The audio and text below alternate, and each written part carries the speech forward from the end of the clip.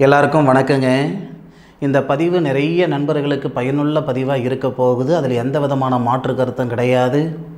பாவகிரகங்கள்னு சொல்லக்கூடிய சனி பகவானும் செவ்வாவும் சமசப்தம பார்வை ஏற்படக்கூடிய தருணத்தால் எந்த மாதிரியான மாற்றங்கள் எல்லாம் நமக்கு வரப்போகுதுன்றது பற்றி தானுங்க ஆதாரபூர்வமாக இந்த பதிவில் நம்ம பார்க்க போகிறோம். பொதுவாக சம்பாதிக்கணுன்ற ஆசையை விட சாதிக்கணுன்ற ஆசை தானுங்க எல்லாருக்கும் இருக்குது. உழைப்பு மட்டும் இருந்தால் போதாதுங்க. உழைப்போட நேரமும் சாதகமாக இருந்தால் தான் போக வேண்டிய இடத்துக்கு போக முடியும். ஒரு மைதானத்தில் 10 பிள்ளைங்க ஓட்டப்பந்தயத்தில் ஓடுறாங்கன்னா 10 பிள்ளைங்களும் முன்னுக்கு வரணும், ஜெயிக்கணும் அப்படின்ற எண்ணத்தில் தான் முயற்சி பண்ணி ஓடுவாங்க. 10 பிள்ளைகளை ஒத்த பிள்ளை தான் முன்னுக்கு வருது. அப்போது உழைப்பு மட்டும் இருந்தால் போதாது, அந்த இடத்துல நேரமும் சாதகமாக இருந்தால் தான் நமக்கான ஒரு அமைப்பு ஏற்படும். எத்தனையோ பேர் எல்லா திறமையும் இருக்கிற இடம் தெரியாமல் இருக்கிறவங்க நிறைய பேர் இருக்காங்க.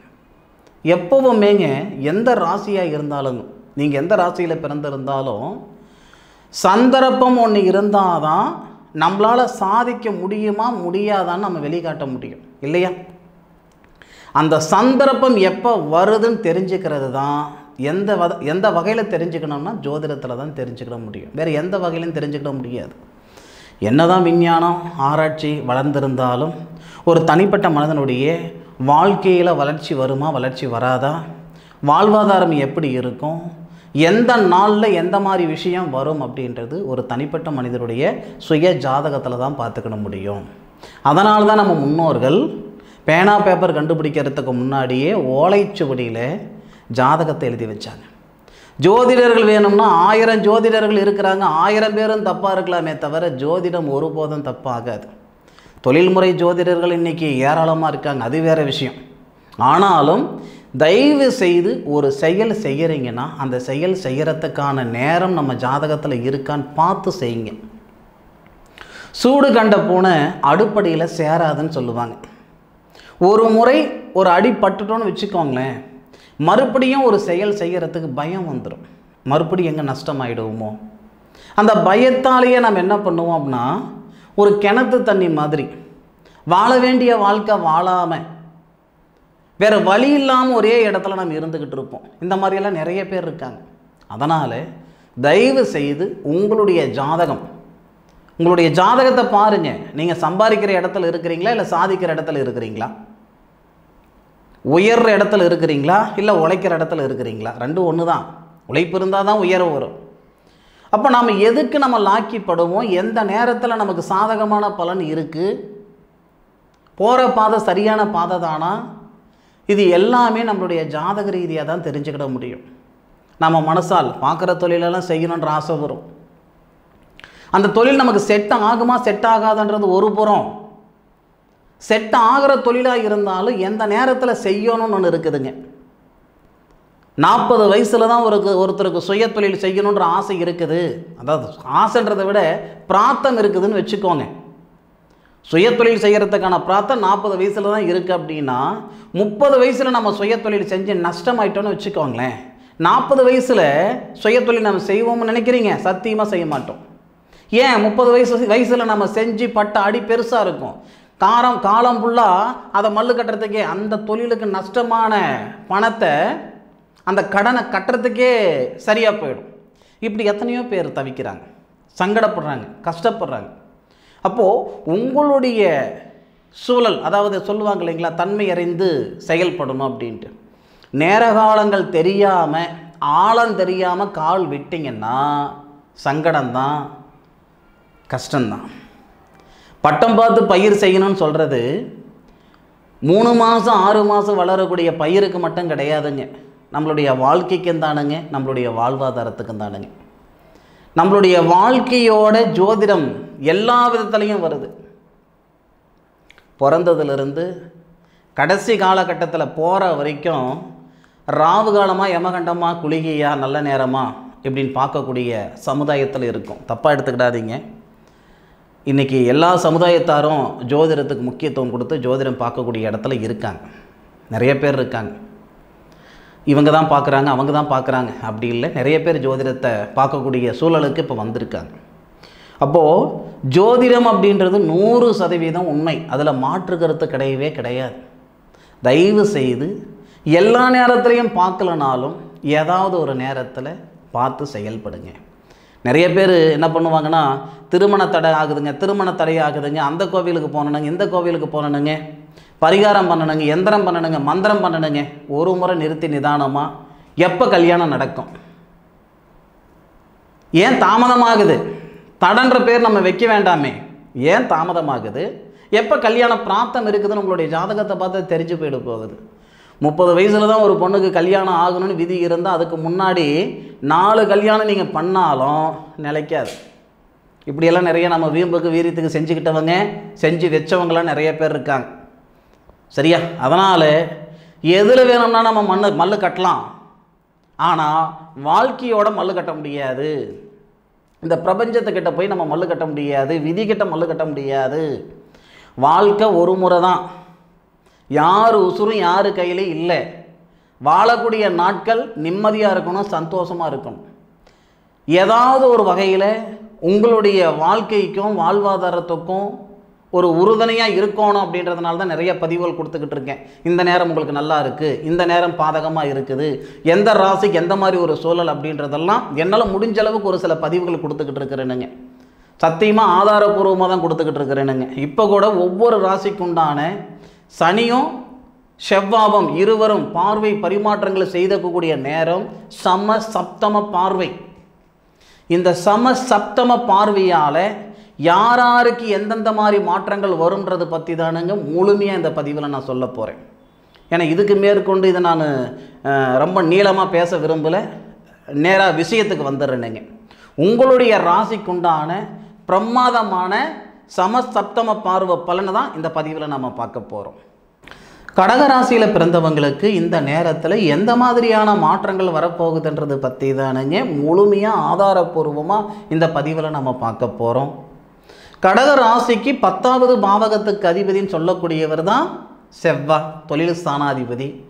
அதுபோக புத்திர ஸ்தானாதிபதியும் செவ்வாய் தானுங்க. செவ்வாய் கடகராசிக்கு 3வது பாவகத்தில் சூரிய பகவானுடைய சாரம் ஐயப்பன் கடவுள் அவதரித்த நட்சத்திரம்னு சொல்லக்கூடிய உத்தரம் நட்சத்திரத்தில் இருந்து கடகராசிக்கு 9வது பாவகத்தில் இருக்கக்கூடிய சனி பகவானை பார்க்கக்கூடிய தருணம் தான் சமசப்தம பார்வை.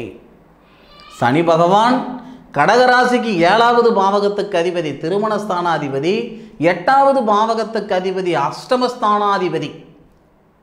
சனி பகவானும் செவ்வாவும் பாவகிரகங்கள், நான் ஏற்கனவே சொன்னேனுங்க. இதனால் கடகராசியில் பிறந்தவங்களுக்கு 2 மாற்றங்கள் உறுதியாக ஏற்படும். ஒன்று, திருமணத்தில் இருக்கிற தடைகள் சரியாகிறதுக்கு உண்டான அருமையான நேரம். சார் ஆயிலி நட்சத்திரத்தில் பிறந்திருக்கிறேன்னு சார், 4 வருஷமாக 5 வருஷமாக வீட்டில் வரன் பார்த்துக்கிட்டு இருந்திருக்காங்க, ஒன்றும் நடக்கலை. என்னை பார்த்துட்டு போன மாப்பிள்ளைங்களுக்கு தான் கல்யாணம் நடந்தது, நான் பார்த்துட்டு வந்த பொண்ணுக்கு தான் கல்யாணம் நடந்தது, எனக்கு தாமதம் ஆகிட்டு இருக்குதுங்க அப்படின்னா இந்த தருணத்தில் திருமணத்தில் இருக்கிற தடைகள் நீங்கும். போகாத கோவில் இல்லை, செய்யாத பரிகாரம் இல்லை, பார்க்காத வைத்தியம் இல்லை, புத்திரபாகியம் இல்லாமல் இருக்கும் சார் அப்படின்னா புத்திர ஸ்தானாதிபதினு சொல்லக்கூடிய கிரகம் செவ்வாய் கடகராசிக்கு 3வது பாவகத்தில் இருந்து கடகராசிக்கு 7வது பாவகம் சொல்லக்கூடிய கடகராசிக்கு 7வது பாவகத்துக்கு அதிபதினு சொல்லக்கூடிய சனி பகவானை பார்க்கக்கூடிய தருணமும், புத்திர ஸ்தானாதிபதினு சொல்லக்கூடிய செவ்வாய் 3வது பாவகத்திலிருந்து 6வது பாவகத்தை பார்க்கக்கூடிய தருணம். 6வது பாவகம்னா இந்த ருணரோக சத்துருஸ்தானம்னு சொல்லுவாங்க. புத்திர ஸ்தானாதிபதினு சொல்லக்கூடிய செவ்வாய் புத்திர காரகனுடைய வீட்டை பார்க்கிறார், குரு பகவானுடைய வீட்டை பார்க்கிறார். குரு கடகராசிக்கு 12வது பாவகத்தில் மறைவு ஸ்தானத்தில் இருக்கார். இந்த வகையில் புத்திர பாக்கியத்தில் இருக்கிற தடைகளை முழுமையாக சரிப்படுத்தி கொடுக்கக்கூடிய அருமையான நேரம் தானுங்க இந்த நேரம். எத்தனையோ பேருக்கு குழந்தையே பிறக்காது, அதுக்கு வாய்ப்பே இல்லை அப்படின்ட்டு மருத்துவர்கள் சொல்லியும் புத்திரபாக்கியம் உருவானதை நம்ம பார்த்துருக்கோம். ரொம்ப நல்ல விதமாக இருக்குதுங்க, ஆஹா ஓஹோன்னு சொல்கிற அளவுக்கு இருக்குதுங்க மெடிக்கல் ரிப்போர்ட்டு. அப்படி சொல்லியும் புத்திரபாக்கியம் இல்லாதவங்களை நம்ம பார்த்துருக்கோம். இந்த பிரபஞ்சம் தீர்மானிக்கிறது மனசாலால் தீர்மானிக்க முடியாது. அதை சொல்லுவாங்க, கடவுள் கொடுக்க நினைக்கிறது தடுக்கிறதுக்கு மனுஷனுக்கு சக்தி கிடையாதுன்ட்டு. அப்போது இந்த நேரத்தில் கடகராசியில் பிறந்தவங்களுக்கு உறுதியாக புத்திர செல்வம் பெருகும், திருமணத்தில் இருக்கிற தடைகள் சரியாகும், மன வாழ்க்கையில் நிம்மதி இல்லாமல் இருந்துக்கிட்டு இருக்கிறேனுங்க, ஆசை 30 நாள் மோகம் 60 நாள்ன்ற மாதிரி 3 மாதம் 4 மாதம் தான் வாழ்ந்தனுங்க, என் வாழ்க்கை எங்கே இருக்குன்னு தெரியல, வாழ்வாதாரம் எங்கே இருக்குன்னு தெரியல, பைத்தியம் முடிச்ச மாதிரி நான் இருந்துக்கிட்டு இருக்கிறேனுங்க சங்கடப்பட்டு இருக்கிற கடகராசியில் பிறந்தவங்களாக இருந்தால் இந்த நேரத்தில் மன வாழ்க்கையில் இருக்கிற சங்கடங்கள் முழுமையாக சரியாகும். இது ஒரு விஷயம். அதுபோக கடகராசியில் பிறந்தவங்க போன அஷ்டமச்சனி, இதுக்கு முன்னாடி அஷ்டமச்சனி காலகட்டத்தில் உசுறு மட்டும்தான் இருக்குது. ஒரு மனுஷன் எவ்வளோ கஷ்டப்படணுமோ எவ்வளோ சிரமப்படணுமோ எல்லாத்தையும் நான் பட்டுட்டேன். ஆனால் இந்த நேரம் தொழில் காரகன் சொல்லக்கூடிய சனி, கடகராசிக்கு தொழில் ஸ்தானாதிபதி செவ்வாய் தானே, தொழில் ஸ்தானாதிபதி செவ்வாய் தொழில் காரகனை பார்க்கக்கூடிய தருணம். தொழில் காரகன் சொல்லக்கூடிய கிரகம் சனி பகவான் கடகராசிக்கு 11வது பாவகன் சொல்லக்கூடிய லாபஸ்தானத்தை பார்க்கிறாரு. கடகராசிக்கு 3வது பாவகத்தில் இருக்கக்கூடிய தொழில் ஸ்தானத்தை பார்க்கிறாரு, தைரியஸ்தானம், லாபஸ்தானம். அதுபோக கடகராசிக்கு 6வது பாவகன் சொல்லக்கூடிய ருணரோக சத்துருஸ்தானத்தை பார்க்கிறார். இந்த வகையில் உங்களுடைய முன்னேற்றத்துக்கு முட்டுக்கட்டையாக இருந்த தடைகள் நீங்க போகுது. அதாவது முயற்சி மட்டும் இருந்தால் போதாது, முயற்சியோட நேரமும் சாதகமாக இருந்தால் தான் நாம் போக வேண்டிய இடத்துக்கு போக முடியும் இல்லையா? 4 முறை முயற்சி பண்ணி எங்கே ஆரம்பிச்சுனோ அதே இடத்துல இருந்துக்கிட்டு இருக்கிறேன் சார் அப்படின்னா அந்த தடைகளை சரிப்படுத்திக்கிறதுக்கு உண்டான நேரம் தானேயா இந்த நேரம். இந்த பிரபஞ்சம் சப்போர்ட் பண்ணாதான், சான்ஸு கொடுத்தாதான், சந்தர்ப்பம் கொடுத்தாதான் நம்மளால் சம்பாதிக்க முடியுமா சாதிக்க முடியுமான்ட்டு இந்த பிரபஞ்சத்துக்கு காட்ட முடியும், உலகத்துக்கு காட்ட முடியும். ஆக இது உங்களுக்கான நேரம் ஐயா. கடகராசியில் பிறந்த ஆணாக இருந்தாலும் சரி பெண்ணாக இருந்தாலும் சரி, நீங்கள் வளரணும்னு நினச்சிங்கன்னா இந்த நேரம் அருமையான நேரம், அற்புதமான நேரம். உழைப்புன்ற விதையை விதைக்கக்கூடிய தருணத்தில் விருட்சம் அப்படின்ற வளர்ச்சி நிச்சயமாக வந்தே தீரும். சொல்லுவோம், மனிதன் உறங்கினாலும் மண்ணில் விதைத்த விதை உறங்காது அப்படின்ட்டு. இந்த தருணத்தில் நீங்கள் விதைக்கக்கூடிய விதை, நான் விதைன்னு சொல்கிறது உழைப்பு போடுங்க, உழைப்புக்கேற்ற உயர்வு நிச்சயமாக வந்தே சேரும், அதில் மாற்று கருத்து கிடையாது, நிச்சயமாக வந்தே தீரும். செப்டம்பர் 13 வரைக்கும் உங்களுக்கு நல்லா இருக்குங்க, பயன்படுத்திக்கோங்க. இந்த பதிவு கடகராசியில் பிறந்தவங்களுக்கு பயனுள்ள பதிவாக இருக்குன்னு நான் மனசார நம்புகிறேன். மீண்டும் அடுத்த ஒரு அற்புதமான தருணத்தில் கடகராசி நண்பர்களை சந்திக்கும் வரை உங்களிடமிருந்து விடைபெறுவது உங்கள் வீட்டு ஜோதிட நண்பனான மா காளிதாஸ் மணிகண்டன். திருச்சிற்றம்பலம். வாழ்க வையகம், வாழ்க வளமுடன்.